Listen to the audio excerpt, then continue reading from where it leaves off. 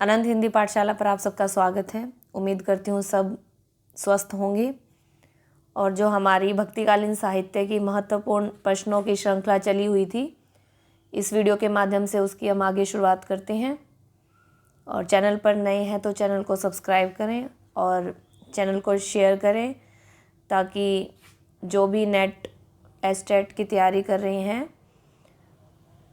उन साथियों तक ये वीडियो पहुंच सके। आज की वीडियो की शुरुआत करते हैं। तो आज का पहला प्रश्न है हमारा, निम्न में कौन अष्टछाप का कवि नहीं है? तो इन चारों में से हमें बताना है अष्टछाप का कवि कौन सा नहीं है। नंददास, सूरदास, नाभादास, चित्स्वामी। तो इसका जो सही उत्तर है वो होगा हमारा नाभादास जी। ये जो हमारे अष्टछाप के कवि नहीं है। अष्टछाप में 8 कवि आते हैं। 8 में से 4 जो हैं हमारे विठलनाथ जी के शिष्य हैं और 4 जो हैं वल्लभाचार्य जी के शिष्य हैं। अगला प्रश्न है, सुर सागर और साहित्य लहरी किसकी रचना है? तो इसका सही उत्तर होगा हमारा सूरदास। अगला प्रश्न है, दृष्टिकूट पदों का संग्रह सुर की किस रचना में संग्रहित है? तो इसका सही उत्तर होगा हमारा साहित्य लहरी। भरमर गीत का मुख्य आधार क्या रहा है? तो इसका सही उत्तर होगा हमारा भागवत का 10वां स्कंद। अगला प्रश्न है, अनुखन माधव माधम सुमिरत सुंदर भेली मधाई किसकी पंक्तियां हैं? तो इसका जो सही उत्तर है वो होगा हमारा विद्यापति जी की। अगला प्रश्न है, जिस प्रकार रामचरित्र का गान करने वाले भक्त कवियों में गोस्वामी तुलसीदास जी का स्थान श्रेष्ठ है, उसी प्रकार कृष्ण चरित्र गाने वाले भक्त कवियों में महात्मा सूरदास जी का। वास्तव में ये हिंदी काव्य गगन के सूर्य और चंद्र हैं किसकी पंक्तियां हैं? तो इसका सही उत्तर होगा हमारा वो होगा रामचंद्र जी शुक्ल, जिन्होंने ये पंक्तियां लिखी हैं। अगला प्रश्न है, श्रृंगार और वात्सल्य के क्षेत्र में जहाँ तक इनकी दृष्टि पहुँची वहाँ तक किसी कवि की नहीं। इन दोनों क्षेत्रों में तो इन महाकवियों ने मानो औरों के लिए कुछ छोड़ा ही नहीं। किसकी पंक्तियाँ हैं? तो इसका सही उत्तर होगा हमारा रामचंद्र शुक्ल जी। रसमंजरी के रचयिता, तो रसमंजरी के जो रचयिता हैं वो हैं हमारे नंददास जी।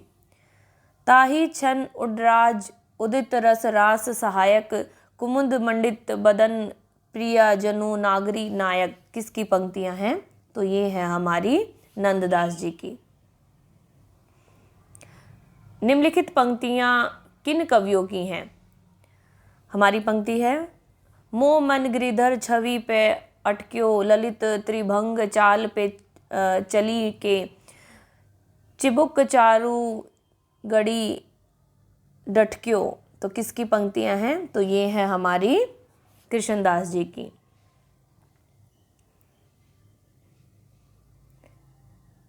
अगला प्रश्न है, कहा करो बैकुंठ ही जाए जह नहीं नंद जहाँ न जशोदा नहीं जह गोपी गवाल न गाएं। तो ये किसकी पंक्तियां हैं? तो ये है हमारी परमानंद दास जी की। अगला प्रश्न है, संतन सो कहा सिकरी सो काम आवत जात पनहिया टूटी बिसरी गया हरि नाम। तो ये किसकी पंक्तियां? काफ़ी फेमस पंक्तियां हैं, महत्वपूर्ण प्रश्न है। तो ये पंक्तियां हैं हमारी कुंभन दास जी की। बार बार जो परीक्षा में पूछा गया प्रश्न है, काफ़ी महत्वपूर्ण प्रश्न है। अगला प्रश्न है, जो जुगलमान चरित्र किसकी रचना है? तो इसका सही उत्तर होगा कृष्णदास जी की ये रचना है। हितजू को मंगल किसकी रचना है? तो इसका सही उत्तर होगा हमारा जो हितजू को मंगल, ये इसके जो रचनाकार हैं वो है हमारे चतुर्भुज दास जी। राधा वल्लभी संप्रदाय के प्रवर्तक कौन हैं? तो इसका सही उत्तर होगा हमारा गोसाई हित हरिवंश जी। राधा सुधा निधि के रचनाकार कौन है? तो इसका सही उत्तर होगा हमारा हित हरिवंश। अगला प्रश्न है, स्वस्ति श्री तुलसी कुलभूषण दूषण हरन गोसाई 12 वार प्रणाम करहूँ अब हरहु शोक समुदाय किसकी पंक्तियां हैं? तो ये है हमारी मीराबाई जी की। मीराबाई की उपासना किस भाव की थी? तो मीराबाई की जो उपासना थी वो थी माधुर्य भाव की। नरसिंह जी का मायरा किसकी रचना है? तो नरसिंह जी का मायरा जो रचना है वो है मीराबाई की। या लकूटी अरु कामरिया पर राज तिहुपुर को तजी डारो किसकी पंक्तियां हैं? तो ये है हमारी रस खान जी की पंक्तियां। अगला प्रश्न है 13 लाख संडीले आए सब साधुन मिली गटके सूरदास मनमोहन आधी राधी सटके किसकी पंक्तियां हैं? तो ये है हमारी सूरदास मदन मोहन जी की पंक्तियां हैं। मन रे परसी हरि के चरण सुरभंग शीतल कमल कोमल त्रिविध ज्वाला हरण किसकी पंक्तियां हैं? तो ये है हमारी मीराबाई जी की पंक्तियां। अगला प्रश्न है दान लीला किसकी रचना है? तो जो दान लीला रचना है वो किसकी है हमारी? वो है नंददास जी की रचना। अगला प्रश्न है पुष्टि मार्ग का जहाज किसे कहा गया है? तो पुष्टि मार्ग का जहाज किसे कहा गया है? सूरदास जी को। अगला प्रश्न है भक्ति रसामृत सिंधु काव्य किसकी रचना है? तो ये रचना है हमारी रूप गोस्वामी जी की। आख्यान काव्य में मनसबी शैली के प्रयोक्ता कवि कौन है जिसने मनसबी शैली का प्रयोग किया है? तो इसका जो सही उत्तर है वो होगा हमारा जयसी। आख्यान काव्य में इन्होंने मसनबी शैली का प्रयोग किया। अगला प्रश्न है शोभित कर नवनीत लिए घुटुरुन चलत रेणु तन मंडित मुख दधी लेप किए किसकी पंक्तियां हैं? तो ये है हमारी सूरदास जी की पंक्तियां। जब ते प्रीति शाम ते कीनी ता दिन ते मेरे इन नैनन ही नेकदू नींद नन लीनी किसकी पंक्तियां हैं? तो ये है हमारी परमानंद दास जी की। अगला प्रश्न है भक्ति काल को ईसाई धर्म की देन कहा किसने कहा? तो इसका जो सही उत्तर है वो होगा हमारा ग्रियर्सन ने।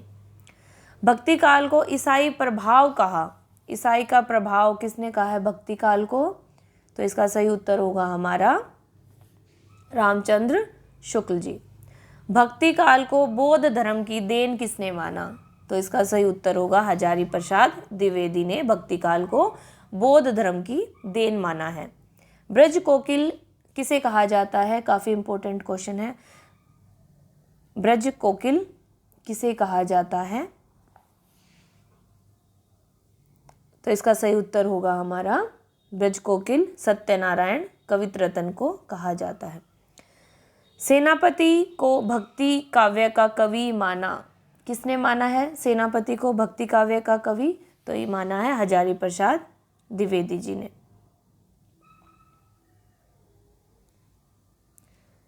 अगला प्रश्न है विद्यापति को आदि काल का कवि किसने माना है? तो इसका सही उत्तर होगा हमारा रामचंद्र शुक्ल जी ने। अवधी भाषा की सबसे पुरानी रचना कौन सी है? अवधी भाषा की सबसे पुरानी रचना कौन सी है? तो इसका सही उत्तर होगा सत्यवती कथा।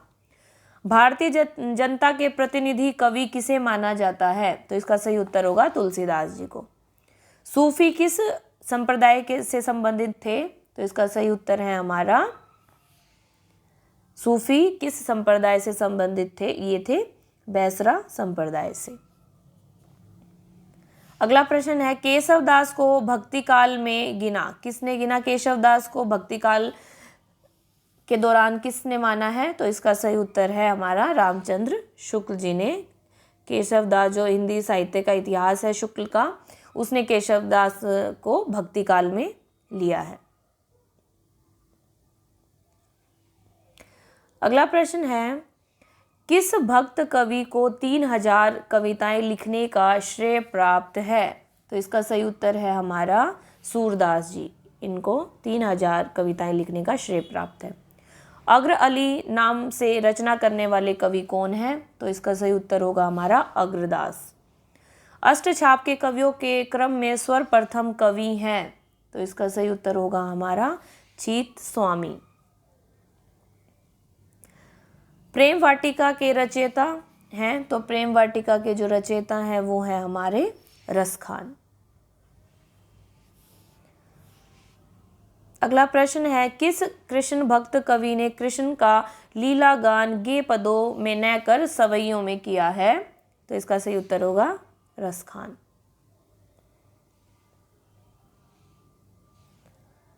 अगला प्रश्न है, मोर पखा सिर ऊपर राखी हो, गूंज की माल गले पहिरोगी, ओढ़ी पीताम्बर ले लकूटी बन गोधन, ग्वालन संग फिरोंगी। ये पंक्तियां किसकी हैं, तो ये पंक्तियां हैं रसखान की।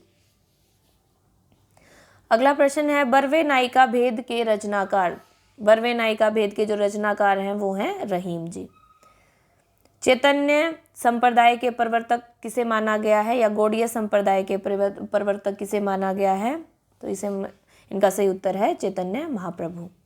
सखी संप्रदाय के प्रवर्तक हैं, तो सखी संप्रदाय के जो प्रवर्तक हैं वो हैं हमारे स्वामी हरिदास। अगला प्रश्न है, हरिचरित्र किसकी रचना है, तो हरिचरित्र जो रचना है वो किसकी है, वो है लालच दास की।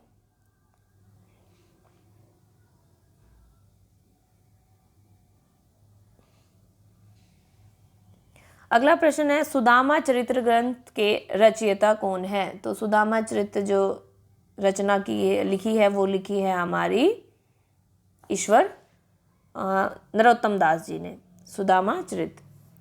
पद्मिनी चरित्र के रचयिता हैं, तो पद्मिनी चरित्र के रचयिता हैं हमारे लाल चंद जी। कनक मंजरी के रचनाकार कौन है, तो इसका सही उत्तर होगा हमारा, कनक मंजरी के रचनाकार हैं हमारे काशी राम जी। हमारा अगला प्रश्न है, बेली कृष्ण रुक्मणी री के रचयिता कौन हैं, तो इसका सही उत्तर होगा हमारा कवि पृथ्वीराज जी। ये थे हमारे आज के कुछ महत्वपूर्ण प्रश्न जो परीक्षा की दृष्टि से काफ़ी महत्वपूर्ण है। इससे आगे प्रश्नों की शुरुआत हम नेक्स्ट वीडियो में करते हैं, और वीडियो पसंद आए तो लाइक करें, चैनल को सब्सक्राइब करें और वीडियो को ज़्यादा से ज़्यादा शेयर करें, ताकि हमारे और साथियों तक भी ये वीडियो पहुंच सके, वो भी लाभान्वित हो सकें। मिलते हैं नेक्स्ट वीडियो में, तब तक के लिए धन्यवाद।